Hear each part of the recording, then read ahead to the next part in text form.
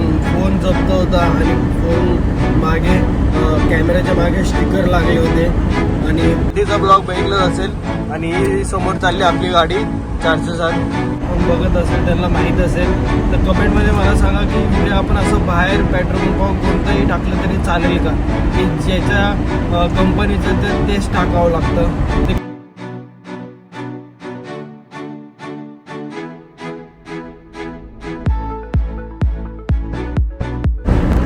नमस्कार, मी अर्जुन.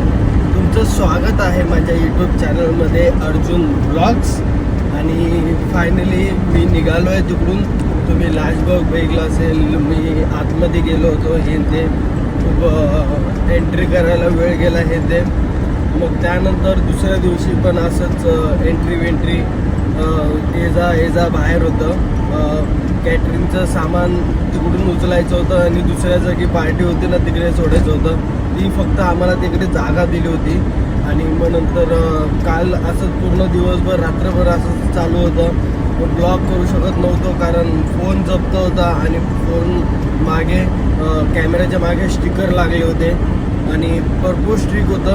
अंबानीच्या इथं अंबानीच्या रिलायन्स जिओच्या ह्याच्यामध्ये गेलो होतो आणि तिथे मोदी आलेला ओपनिंग होतं कसलं तरी, त्यामुळे मोदी आला होता.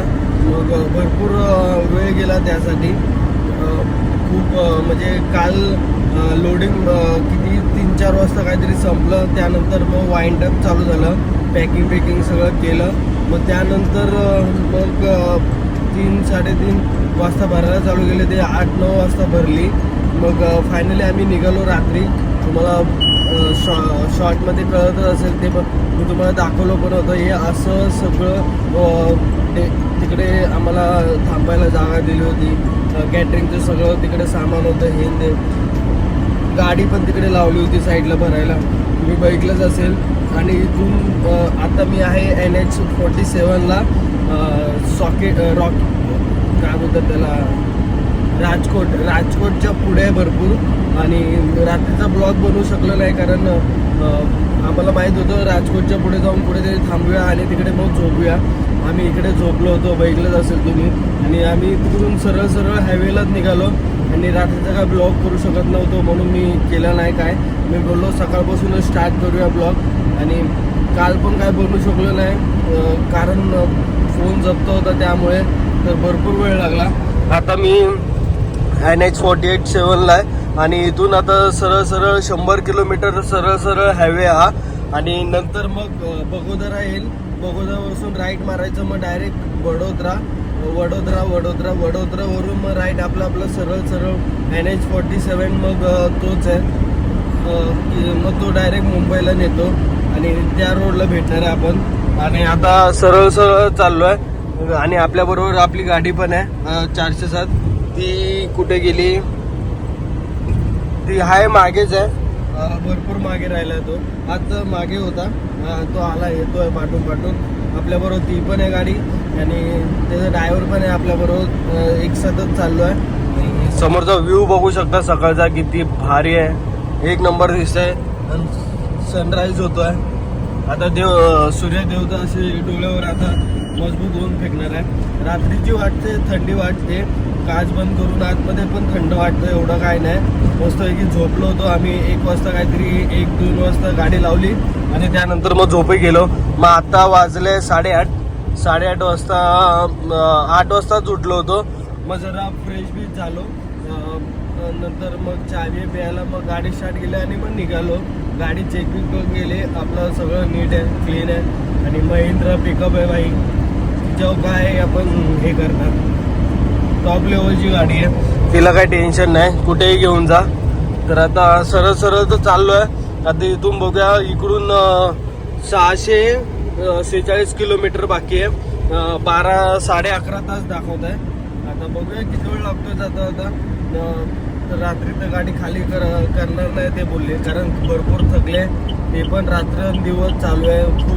खूप हे करावं लागलं, खूप म्हणजे. आणि तिकडची सिक्युरिटी एवढी डेंजर आहे ना, एवढी डेंजर आहे. तिकडच्या एरियातले माणसं बोलतात आम्ही आतमध्ये जाणारच नाही, एवढं सिक्युरिटी डेंजर आहे. म्हणजे काहीतरी पेपर थोडं चुकीचं निघालं ना तर मग गाडी आतमध्येच राहिली समजायचं.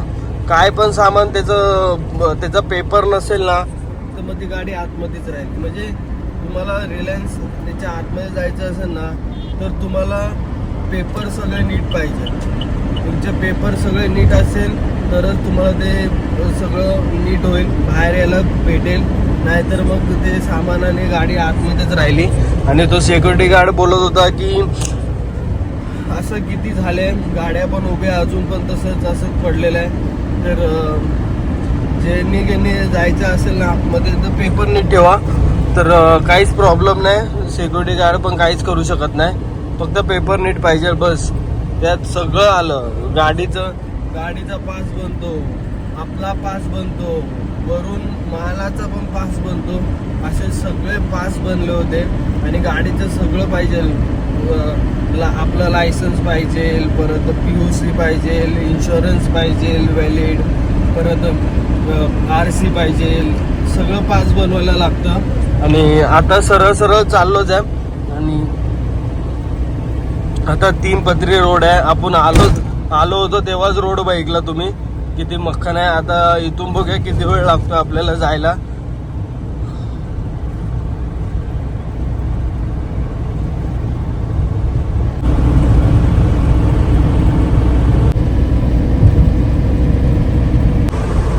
आम्ही अजून NH47लाच आहे.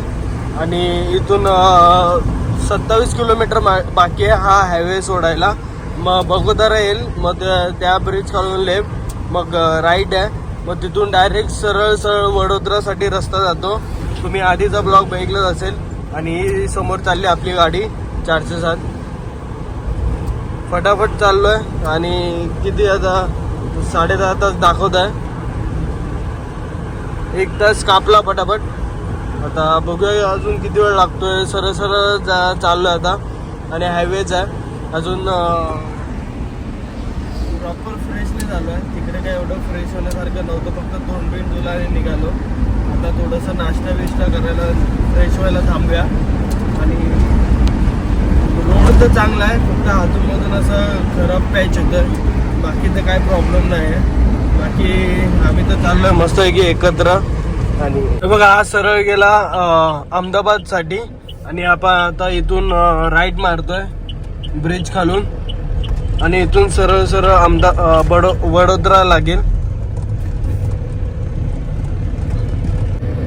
वडोदरा, सुरत, इथून सरळ. आता इथे थांबव कुठेतरी नाश्ता विष्टा करायला. भूक तर नाही लागली अजून. तर त्याला ड्रायव्हरला पण भूक लागली असेल. आपल्याला पण थोडा फ्रेश बिश होऊया. मग नंतर पुढे परत चालू करूया. असं 2-3 तासानंतर थांबावं लागतं. कारण पाठभेट सरळ करायला. कारण पाठभेट असंच हे करत बसून राहिलो ना तर मग पाठ नंतर त्रास देईल. आधीच थोडं आरामात करायचं.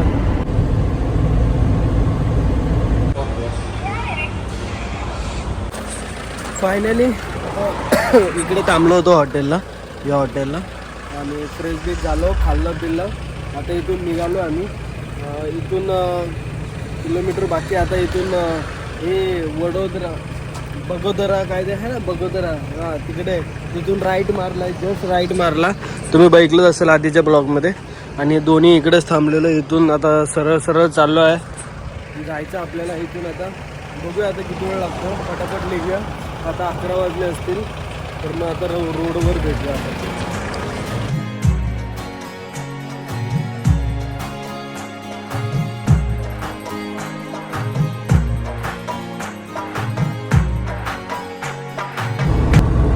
फायनली आम्ही मुंबई गुजरात हायवेला पोहोचलो आहे.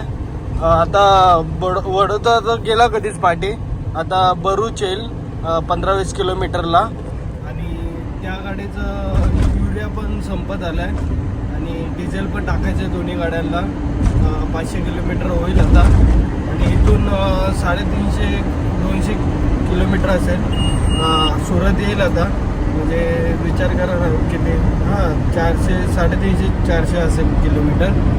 आणि आता मी पेट्रोल पंप बघतोय, मोठा पेट्रोल पंप, म्हणजे तिकडे त्याच्यामध्ये युरिया पण भेटेल आणि आमच्या दोघांमध्ये डिझेल पण भेटेल.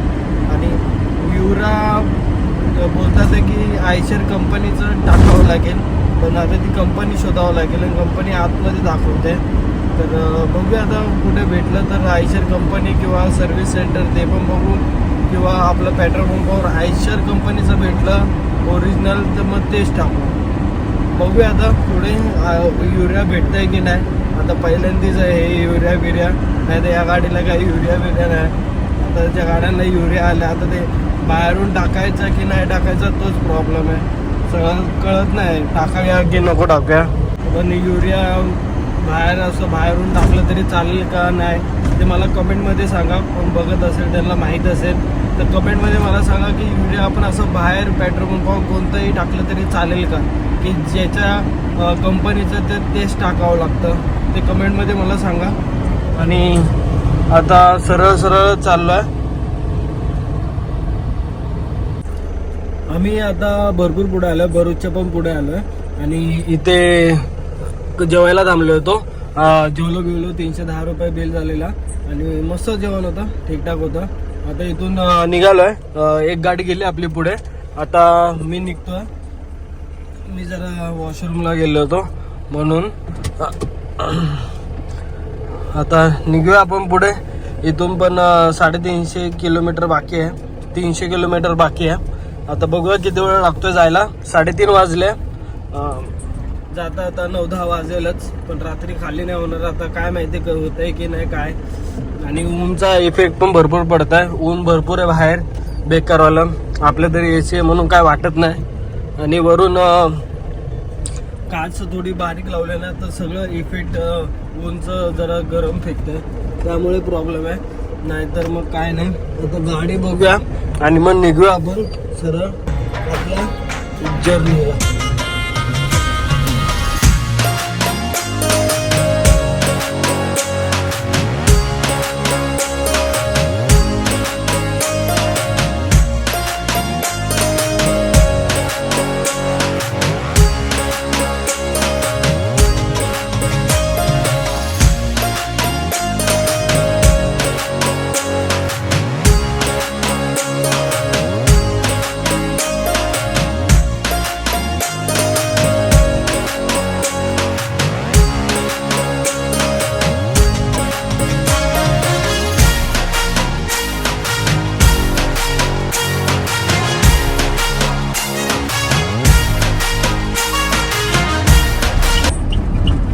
फायनली मी पोहोचलोय आता बॉर्डरला, मुंबई गुजरात बॉर्डर.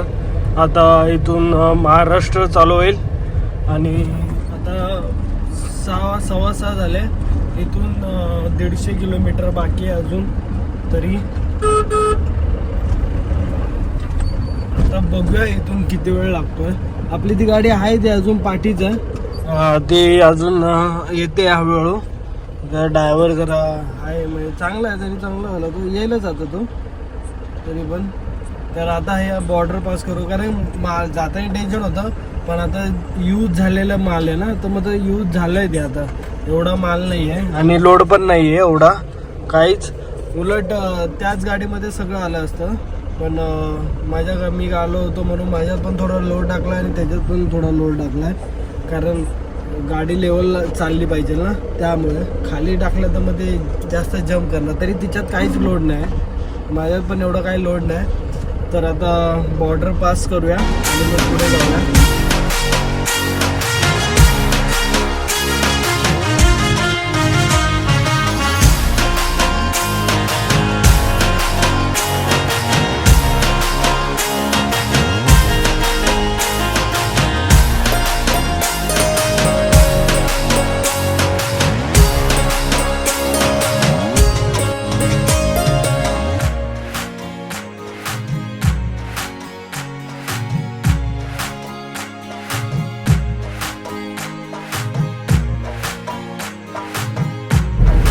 फायनली मी इथे थांबलो होतो जरा चाय प्यायला. मग चाय पिऊन झालं, आता निघालो आहे. काच जरा पुसली ना म्हणून मोठं दिसत आहे, पण आता नीट साफ नाही झाली ती, बहुतेक सगळे कपडे खराब झाले त्यामुळे. तर आता संध्याकाळ झाले, रात्र 7:30 वाजून गेल्या. तर इथून असेल 100-120 किलोमीटर, 100 असेल. तुम्ही एन्जॉय करा ब्लॉग. लाईक सबस्क्राईब केलं नसेल तर लाईक सबस्क्राईब करा. फायनली मी आणि आपली गाडी मुंबईमध्ये पोहोचलेलो आहे फायनली. आणि हे बघा, आम्ही मुंबईमध्ये एंटर केलं. आता मीरा रोड येईल, दहिसर टोल नाका येईल, मग नंतर फायनली मुंबईमध्ये एंट्री झालेली आहे. अजून मग 50-60 किलोमीटर बाकी आहे, तरच ही ट्रिप कंप्लीट होईल आणि सक्सेसफुल होईल नेहमीप्रमाणे. तर भेटूया मग आता पुढे डायरेक्ट जिकडे. आज तर खाली नाही होणार बहुतेक, कारण ते पण थकले, ते पण झोपले. मग ते उद्याच खाली करणार आहे. मी ट्रॅफिक बघतो, आता तर 9 वाजले. ट्रॅफिक बघतो किती आहे, कशी आहे, त्यानंतर मग बघूया पुढे काय होतं. आता तरी सध्या तरी एक लाईन चालू झाली आहे, ती बघा, एक लाईन अशी चालू केली आहे, म्हणजे त्या साईडची इकडे चालू केली आहे. ओके, तिकडे एक लाईन आणि इकडे एक लाईन त्यांची चालू केली आहे. बाकी आपले तर असे चालूच आहे. तर मध्ये मध्ये ट्रॅफिक भेटलं, कारण रस्त्याचं काम चालू आहे ते, त्यामुळे ट्रॅफिक असतंच.